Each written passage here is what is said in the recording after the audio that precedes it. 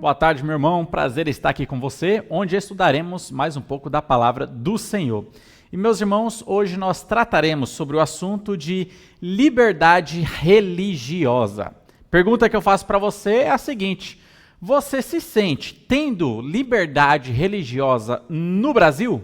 No país que você está? Porque nós sabemos que alguns irmãos que nos acompanham pela internet são de outras localidades, outro país. O local que você está, você enxerga que você tem liberdade religiosa ou você tem restrições, você tem limites, você tem uma placa dizendo, olha, até aqui não. Olha, a gente vai falar um pouco sobre isso então esta tarde. Meus irmãos, quando nós pensamos em países, localidades, por exemplo, como a Coreia do Norte, olha, eles não têm liberdade religiosa nenhuma. Os irmãos conhecem, né, tanto pela internet, anúncios que vê, reportagens sobre este país, sobre a Coreia, sabe que é um país fechado para o cristianismo, fechado para o evangelho, não tem liberdade religiosa nessa localidade. Eu sei que na internet, principalmente, nós podemos ver alguns noticiários tendenciosos, muitos deles talvez ali mascarando realmente a realidade, mas os irmãos podem procurar fontes confiáveis para saber como que funciona a vida. Por exemplo, nesse país aí da Coreia do Norte, é um país fechado. É um país onde tem opressão, onde o cristianismo não pode ser pregado, não pode ser anunciado. Os irmãos, por exemplo, podem procurar relatos de fugitivos, de pessoas norte-coreanas que fugiram ali do seu país por causa de perseguição, por causa realmente da opressão que o país vive, e elas vão relatar de uma maneira fiel o que elas viveram, o que elas vivenciaram, o que elas relataram. Então elas vão contar, os irmãos podem procurar fontes desse tipo. Por exemplo, existe um livro que é chamado Os Olhos dos Animais Sem Cauda.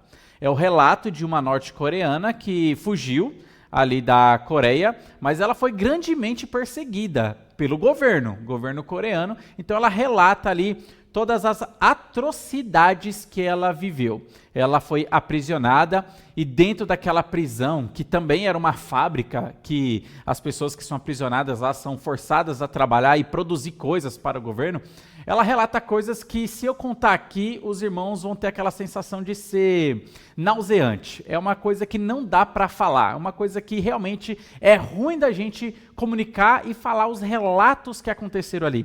Mas é um livro, por exemplo, que os irmãos podem procurar para saber como que funciona a Coreia do Norte. Bom, nós não vivemos lá. Você não vive na Coreia do Norte, né? Quem é norte-coreano não está assistindo essa live, eles têm restrições, eles não conseguem, né, estar assistindo isso daí. Você vive numa outra realidade, uma outra localidade. Pensa aí, você de fato tem liberdade religiosa? A gente vai pensar um pouco sobre isso. Olha, meus irmãos, a primeira coisa que eu gostaria de mostrar aqui para vocês, pensando na Bíblia, é que Deus respeita a liberdade do homem. E Deus também nos ensina a respeitar liberdade religiosa. Eu não tenho que tacar pedra em ninguém só porque a pessoa não abraça a mesma crença que eu, a mesma religião que eu, a mesma igreja que eu, a mesma denominação que eu. Eu não tenho que ser agressivo, não tenho que tacar pedra em ninguém. Eu tenho que respeitar a decisão da pessoa, porque nós temos esse exemplo do nosso Pai Celestial. O nosso Pai Celestial, ele respeita a decisão da humanidade. Se a humanidade quer viver separada dele, Deus, ele respeita essa decisão. Deus avisa, olha, tem consequências em viver separado de mim. Existem consequências eternas. Deus, ele deixa avisado. Mas ele não vai agir forçadamente. Ele não vai converter a pessoa de uma maneira forçada. Infelizmente, como o calvinismo ensina. Ele não vai fazer isso. Olha só como que Deus, ele respeita a decisão do homem. Olha só um exemplo. Temos muitos exemplos, mas um deles, talvez um clássico, é Mateus capítulo 23, versículo 37, onde Jesus Cristo olha para a cidade de Jerusalém e ele clama por aquela cidade, ele lamenta sobre aquela cidade. E olha só o que Jesus Cristo fala. Jerusalém, Jerusalém, que mata os profetas e apedreja os que te foram enviados. Quantas vezes quis eu reuni os teus filhos como a galinha junto os teus pintinhos debaixo das asas, e vós não quisestes. Meus irmãos, nesse versículo é mostrado para nós a vontade divina e a vontade humana. A vontade divina, Jesus Cristo, ele fala: eu queria salvar vocês, eu queria trazer proteção e salvação. Mas a vontade humana agora, vocês não quiseram. Meu irmão, qual foi a vontade que prevaleceu? A vontade divina ou a vontade humana? A gente percebe que Deus, na sua soberania, ele escolheu salvar o homem a partir da decisão que o homem ele toma diante de Deus. Deus ele confere ao homem uma responsabilidade de escolha. Deus ele não vai salvar de uma maneira em que a vontade do homem seja violada ou que a vontade do homem seja mudada de uma maneira coerciva. Não é assim que Deus ele vai trabalhar. O homem, ele precisa tomar a sua decisão diante de Jesus Cristo. Ele vai ouvir o evangelho, vai ser convencido pelo Espírito Santo, só que ele vai tomar a decisão de resistir à voz do Espírito Santo ou se submeter à vontade do Espírito Santo. Nós vemos nesse versículo que a vontade humana prevaleceu e Deus respeitou a decisão de Jerusalém. Eu queria, Jerusalém, te salvar. Eu queria, ó judeus, salvar vocês. Eu fiz de tudo para salvar vocês, mas vocês não quiseram.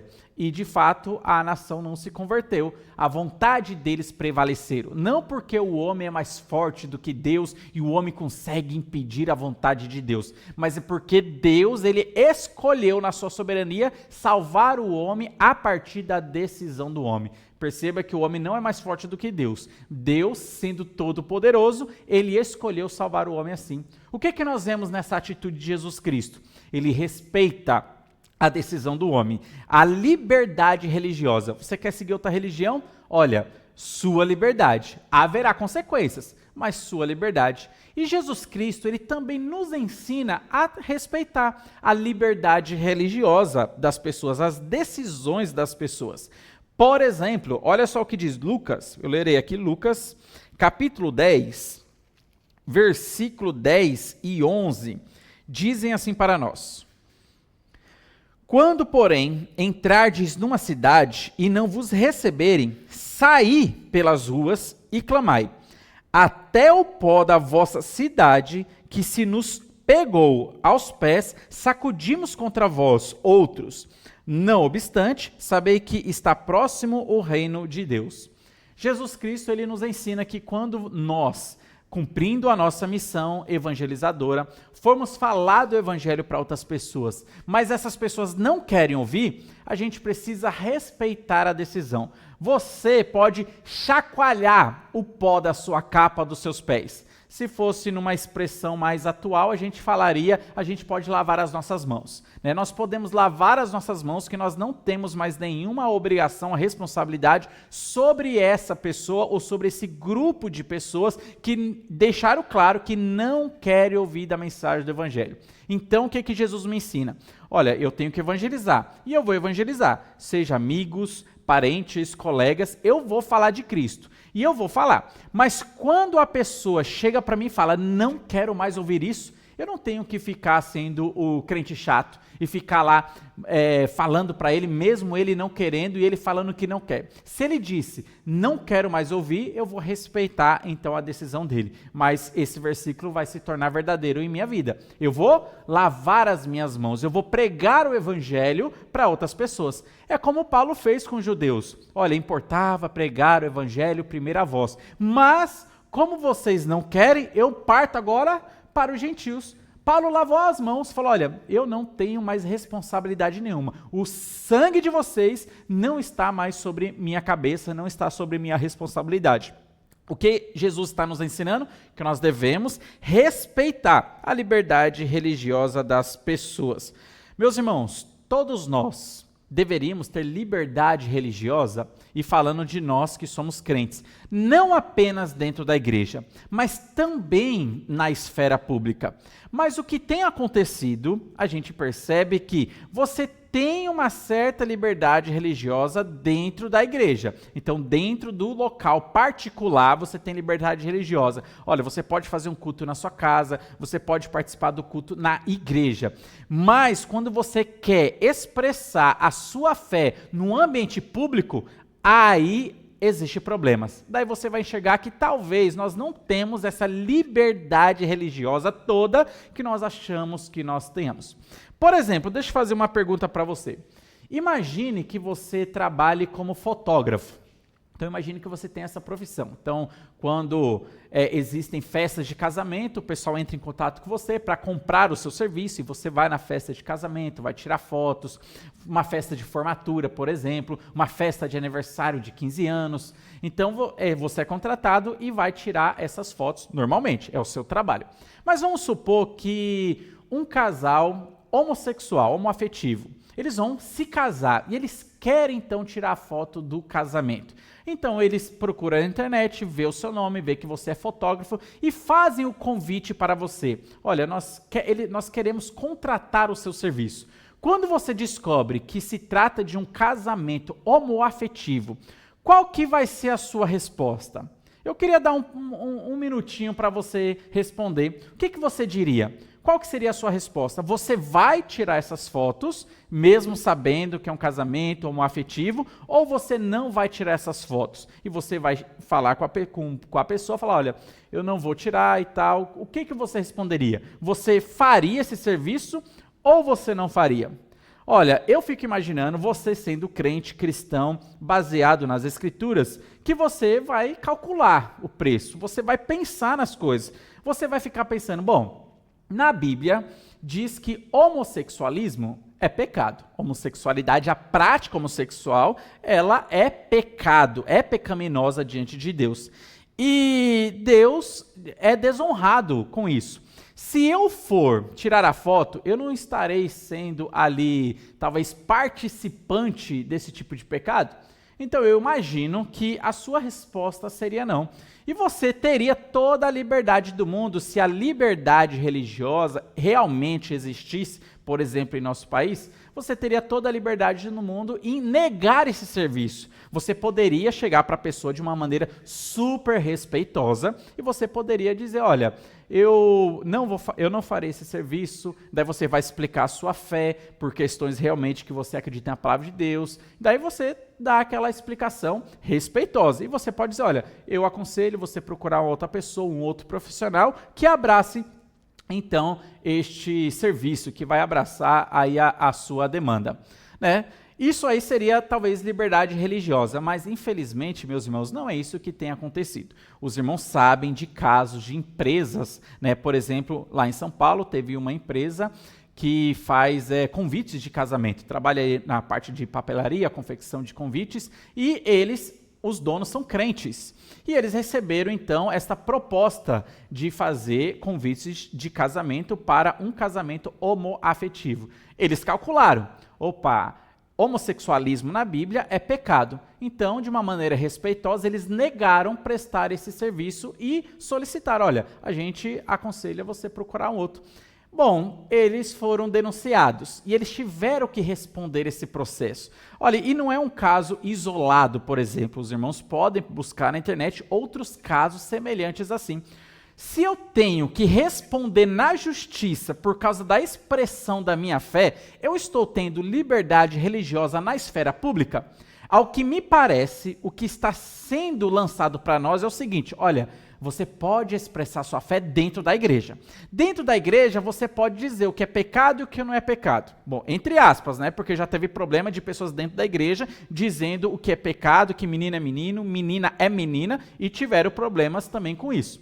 Mas talvez parece que está assim. Então, dentro da igreja, da esfera pública, você pode fazer o seu culto, você pode expressar sua fé. Mas na esfera particular, mas na esfera pública, aí você não pode estar expressando a sua fé, porque você é taxado de intolerante se você falar, e a minha Bíblia, olha, a minha Bíblia diz que roubar é pecado, na minha Bíblia diz que adultério é pecado, na minha Bíblia diz que matar é pecado, na minha Bíblia diz que aborto é pecado, na minha Bíblia diz que homossexualidade é pecado. Bom, se você falar isso na esfera pública, seja no trabalho, se você expressar essa sua fé, então você vai ter problemas, né? E às vezes até denunciado ou taxado de intolerante. Então isso não é liberdade religiosa. Então a gente está percebendo que a liberdade que nós temos, e graças a Deus ainda nós temos uma certa liberdade sim no nosso país,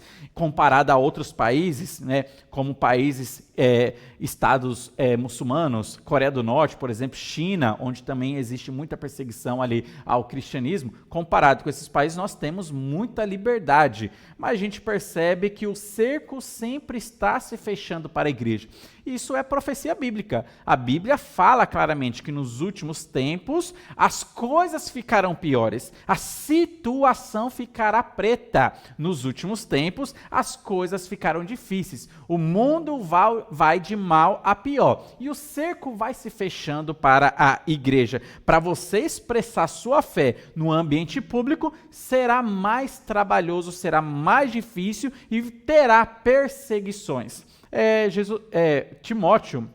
Para Timóteo, Paulo ele escreveu: quem quiser viver piedosamente sofrerá perseguição. Então é o que a Bíblia relata para nós. Meus irmãos, o que nós estamos percebendo, o que nós estamos vendo? Que a liberdade religiosa, ela não é total, mas nós devemos agir como Sadraque, Mesaque e Abidnego. Ainda que venha, como aconteceu no passado, perseguições imperiais, perseguições através de autoridades, nós devemos permanecer fiéis a Jesus Cristo e a sua palavra, custe o que custar, né? É doloroso, é perseguido, mas nós prestamos obediência unicamente ao nosso Deus. Então, Sadraque, Mesaque e Abidnego, eles foram forçados a adorar uma outra divindade. Não adoraram, não se ajoelharam à estátua, foram ameaçados de serem jogados na fornalha de fogo. Eles falaram para o rei: ó rei, fique sabendo que se Deus ele quer nos livrar, ele nos livrará. Mas se for da vontade de Deus não nos livrar, se ele quer permitir que nós sejamos jogados na fornalha, então nós não nos prostraremos diante de ti e da sua estátua. Eles foram bem claros, eles foram ali definitivos e falaram: nós vamos continuar adorando ao nosso Deus, obedecendo a palavra do nosso Deus. Meus irmãos, isto nós estamos percebendo a nossa fidelidade diante de uma perseguição por causa da nossa fé, por causa da expressão da nossa fé. Os irmãos também sabem que recentemente um dos ministros do STF, né, buscou que alguns hospitais de São Paulo provassem se realmente estavam ali praticando a prática abortiva. E ele deu para eles: ó, vocês têm 48 horas. Imagine você trabalhando nesse hospital, você sendo médico e cristão, e aí agora tem esta pressão do STF. Nós temos que provar se estamos praticando aqui o aborto, né? Fazendo as práticas abortivas. Você sendo cristão, o que você faria? Uma perseguição. A gente percebe que você não pode expressar a sua fé, né, em ambientes públicos. A nossa fé diz que aborto é pecado em todas as circunstâncias. Aborto, prática abortiva é pecaminosa, mas existe uma certa perseguição. Se você não fizer, olha só, então a gente está percebendo como que a nossa liberdade não é tão liberdade como nós imaginamos. Meus irmãos, é isso que nós estamos analisando, é isso que nós estamos vendo. O que nós devemos saber? Que o governo ele deveria assegurar a liberdade religiosa para todas as religiões, mas nós estamos percebendo que isso não tem acontecido, né? Ou o cerco está se fechando cada vez mais para a igreja, porque a expressão da nossa fé em ambientes públicos cada vez mais está sendo tolhido, cada vez mais está sendo ali barrado. Então, o que nós percebemos? que a palavra está se cumprindo. O mundo está indo de mal a pior. Meus irmãos, eu devo sim respeitar todas as religiões, e a palavra de Deus nos ensina que nós devemos respeitar todas.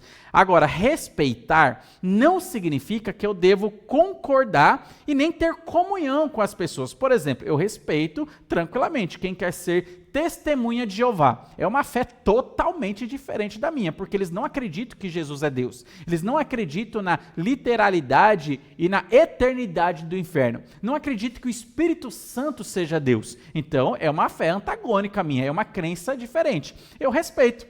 Quem quer ser testemunha de Jeová, olha, liberdade sua. Só que eu não concordo. Eu não preciso concordar para respeitar. Eu discordo veementemente contra as doutrinas heréticas que eles ensinam ali, porque eu vejo que está contrário à palavra de Deus. Então eu também não vou ficar dizendo que são meus irmãos em Cristo, porque não são. A mesma coisa com outras religiões, né? Com outras pessoas que buscam outras religiões, seja candomblé, seja espiritismo, seja adventismo, seja CCB, bom, independente, maçonaria, por exemplo, independente da religião que a pessoa busque, respeito total. A pessoa tem total liberdade de buscar aquilo que ela quer para a vida dela e para a fé dela, mas isso não significa que eu deva concordar e de chamar de irmãos em Cristo, né? Isso não. A Bíblia, ela faz separação definitiva entre joio e trigo, luz e trevas, e a gente tem que saber que existe essa separação.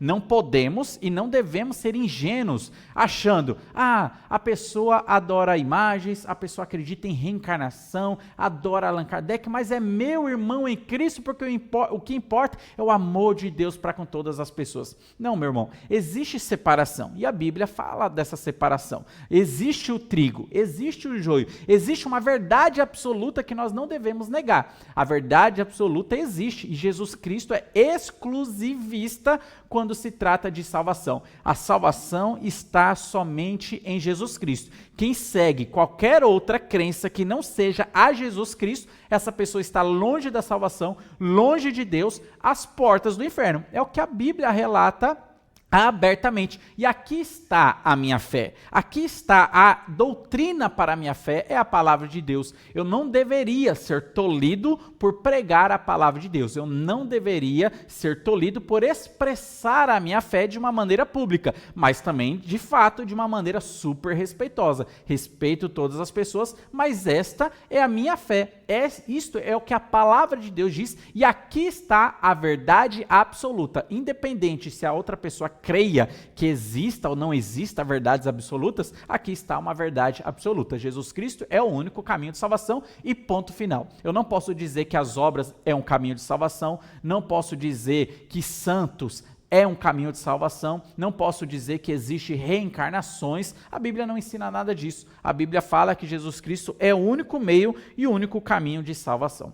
Mas, meus irmãos, é com grande tristeza que eu afirmo que existem locais em que o evangelho é ilegal e que o evangelho é perseguido. É com grandes tristezas que eu afirmo que existem igrejas clandestinas, igrejas subterrâneas, onde se souber que essa pessoa é crente, ela será perseguida, ela será morta, ela será apedrejada. Infelizmente, isto existe. E a palavra de Deus fala sobre esta perseguição.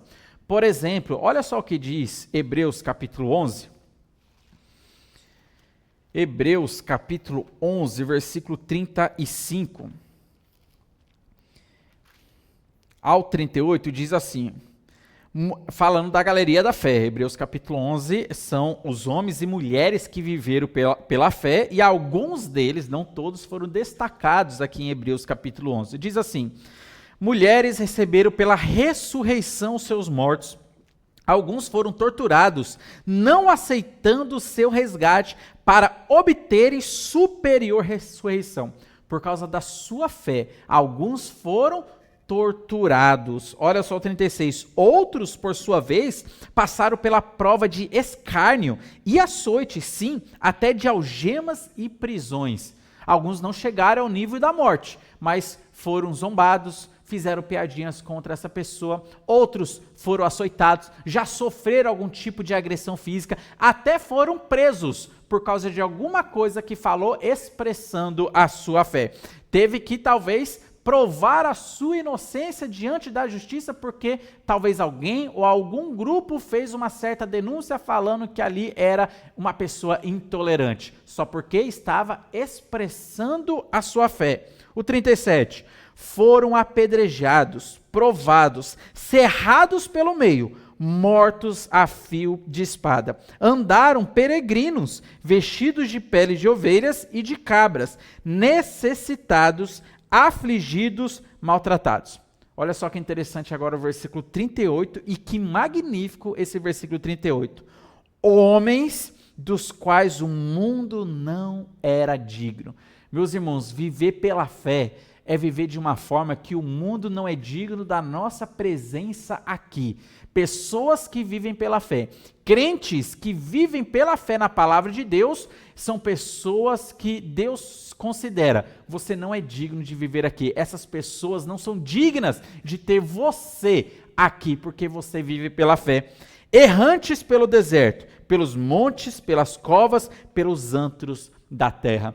Meus irmãos, é isso que a Bíblia relata. Existe perseguição. Existem várias perseguições religiosas. E a perseguição para o cristão também é uma realidade. Em algumas localidades, mais, em outras localidades, menos. Em algumas localidades, uma perseguição mais feroz, em busca até da vida daquele crente. Em outras localidades, uma perseguição, talvez que não vai ainda alavancar ali na morte da pessoa. Mas é uma perseguição onde já está se fechando o cerco para a expressão pública da fé daquele cristão e daquele crente. Olha só um outro texto também. Mateus capítulo 5, Jesus Cristo falando também mais uma vez sobre perseguição. O que ele diz aqui no versículo 10 ao 12? Ele diz assim: bem-aventurados os perseguidos, não é os perseguidores, bem-aventurados os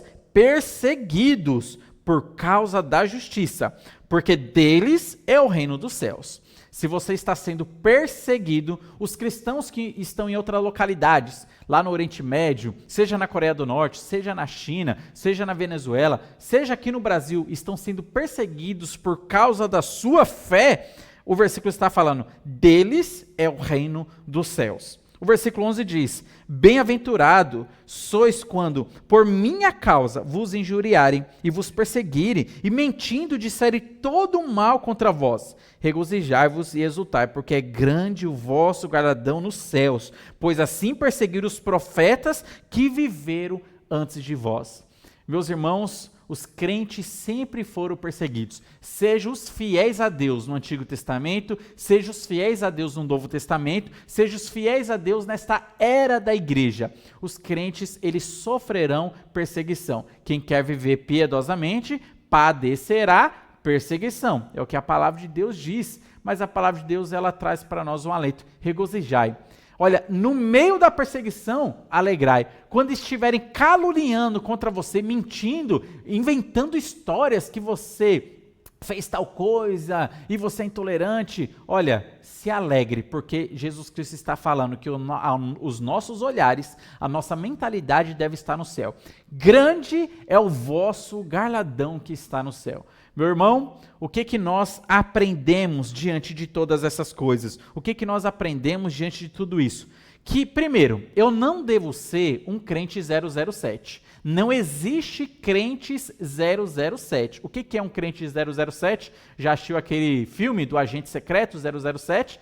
James Bond? Então, não existe crente secreto, onde a pessoa está ali no seu mercado de trabalho, na sua empresa, na escola, na faculdade, e ninguém nunca soube que ela era crente. Não, isso não é um crente.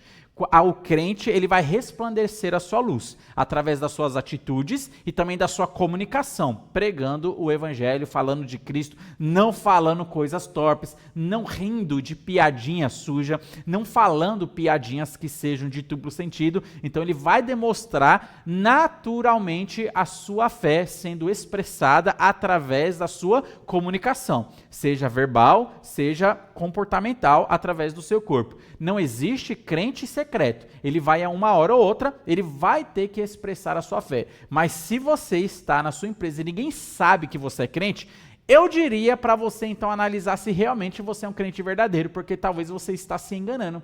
Talvez você é aquele amigo do evangelho que vai para a igreja e tudo, mas ainda não tem o Espírito Santo dentro de você. Porque quem tem o Espírito Santo dentro da pessoa, ela vai ter uma vida diferente. É necessário que ela produza frutos e bons frutos e dê esses frutos para Deus, glorificando a Deus e mostrando claramente para o mundo que você pertence a Deus. Então não existe crente 007. A nossa responsabilidade é que nós possamos sempre responder com ousadia quando surgir uma oposição, seja de qual lado for, seja até do governo. A nossa fé, que nós possamos responder com ousadia em fidelidade à palavra de Deus, como fez Daniel, como fez Sadraque, Mesaque, Abidnego, como fizeram os 12 apóstolos quando tentaram impedir eles de pregar o evangelho, e eles falaram claramente, olha, importa obedecer a Deus do que aos homens. Que nós possamos ter essa ousadia, que Deus fortaleça a nossa fé,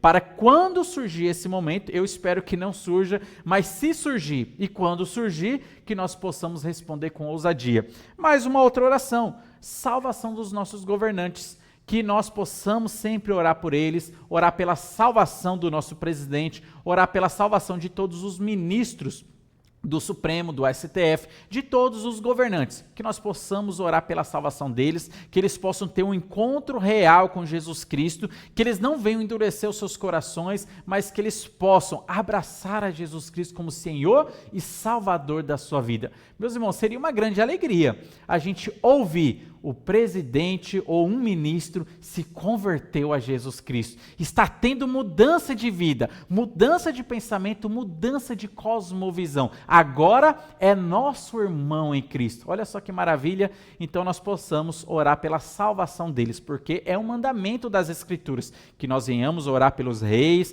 por todos que estão aí cobertos de autoridade. Para quê? Para que possamos ter uma vida tranquila. Então por isso que nós devemos orar pelas autoridades. Você não tem que jogar uma oração de praga para que as pessoas morram. Não, isso aí a Bíblia não apoia. A gente tem que orar pelo bem dessas pessoas, para que elas ouçam da mensagem do Evangelho e se convertam. E dessa maneira nós possamos viver tranquilamente e em paz nessa terra, tendo liberdade religiosa para pregar o Evangelho. Mas também para nós, exclusivamente nós aqui do Brasil, que temos uma certa liberdade, nós possamos orar também para a igreja perseguida. A igreja perseguida, você não conhece esses irmãos. São irmãos que você nem sabe o que estão passando, mas muitos deles estão sofrendo e sofrendo horrores por causa da expressão da sua fé. Esses irmãos estão ali na Coreia do Norte, esses irmãos estão na China, esses irmãos estão no Oriente Médio, esses irmãos estão na América, esses irmãos estão sofrendo por causa da sua fé em Jesus Cristo. Que eles, na nossa oração, nós possamos orar para que eles tenham firmeza na sua fé, para que eles não neguem nunca Jesus Cristo, mas para que Deus dê uma graça, alívio para essas pessoas, libertação, traga milagre para a vida desses nossos irmãos em Cristo. Que Deus esteja abençoando a sua vida. Espero que essa live tenha sido instrutiva, elucidativa e que nós possamos ter aprendido um pouquinho mais sobre a palavra de Deus.